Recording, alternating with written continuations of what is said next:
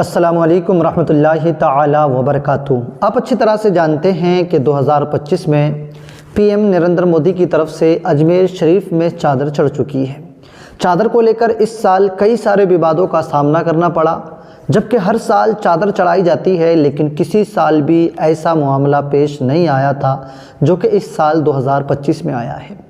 क्योंकि कभी भी जिस वक्त में अजमेर शरीफ में चादर चढ़ाई जाती थी तो कोई भी विवाद, कोई भी किसी तरीके की बात नहीं हुआ करती थी, लेकिन इस वक्त में ये याचिका लगी हुई है कि वहाँ पर कभी पहले शिव मंदिर हुआ करता था।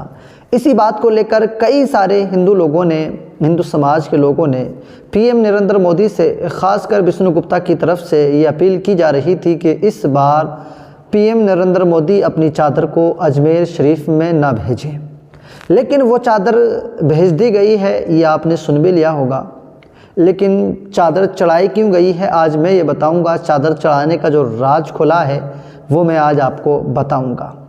चादर चढ़ाई गई है किरण रिजिजू, जो कि केंद्र के एक मंत्री हैं, उनके ज़रिए से इस चादर को अजमेर शरीफ में भेजा गया। लेकिन जब ये चादर भेजी जा रही है तो उससे पहले ये चादर को निज़ामुद्दीन औलिया जो दिल्ली के अंदर हैं, पहले उनकी बारगाह में ले जाया जाता है और उसके बाद में मुल्क हिंदुस्तान के बादशाह सैयदी सरकार गरीब नवाज़ रहमतुल्लाहि ताला अलैह की बारगाह में ले जाकर के चादर को पेश किया जाता है। और वहाँ से कई सारी बातें निकल कर के सामने आया करती हैं और मैंने देखा कि वहाँ पर चादर चढ़ाने की एक वजह भी बताई जाती है। मैंने सोचा कि आइए अपने उन तमाम साथियों को भी बताऊं कि ये जो चादर चढ़ाई जा रही है कोई आज की नई परंपरा नहीं है। पीएम नरेंद्र मोदी से पहले भी अपने वक्त का जो वज़ीर आज़म मुल्क हिंदुस्तान के रहते हैं वो अपने अपने मौजूदा दौर में सरकार गरीब नवाज़ की बारगाह में चादर पोशी किया करते हैं। और अब लगातार से 11 साल से पीएम नरेंद्र मोदी अपने मुल्क हिंदुस्तान के वज़ीर आज़म हैं, तो वो भी हर साल इस रस्म को पूरा निभा रहे हैं और हर साल जो है अजमेर शरीफ में अपनी तरफ से वो चादर भेजा करते हैं।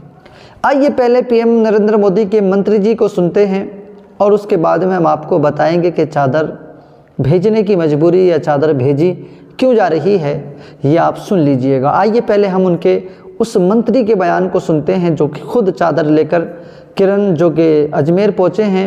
आइए हम उनके बयान को सुनते हैं। देखिए, हमारा देश का यह पुराना परंपरा है और उर्स के समय में अजमेर दरगाह में जाने का और गरीब नवाज का वहाँ प्रधानमंत्री जी का ओर से चादर चढ़ाने का मुझे इस बार जो मौका दिया है, मैं समझता हूँ कि प्रधानमंत्री मोदी जी का जो पैगाम है, संदेश है, वो भाईचारा का, पूरा देश एकजुट रहेंगे, एक साथ काम करेंगे, देश के लिए मिलजुल के रहेंगे, इस संदेश के साथ मैं अजमेर दरगाह में जा रहा हूँ।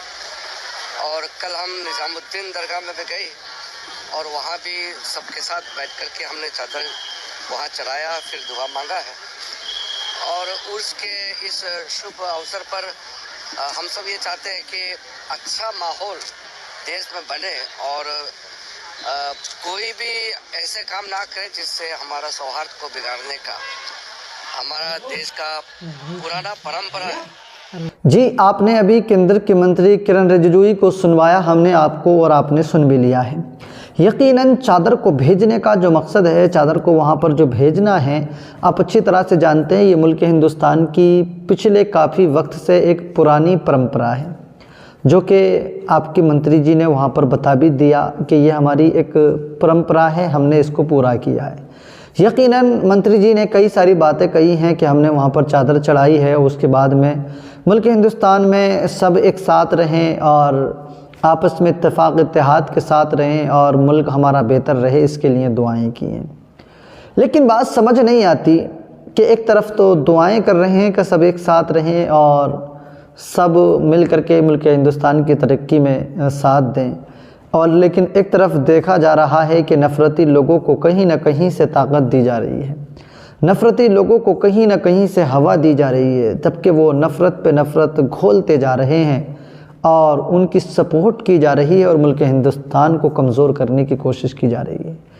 जो मंत्री जी ने कहा है उसी बयान को तो हम भी कहते हैं, उसी बात को तो हमने आज नहीं बल्कि हम जब से बोलते हैं बोलते आ रहे हैं कि मुल्क हिंदुस्तान में अगर सारे लोगों को साथ लेकर आगे बढ़ा जाएगा तो यकीनन मुल्क हिंदुस्तान हमारा इतना ताकतवर है कि इसकी तरफ कोई दूसरा मुल्क आँख उठाकर देख नहीं सकता।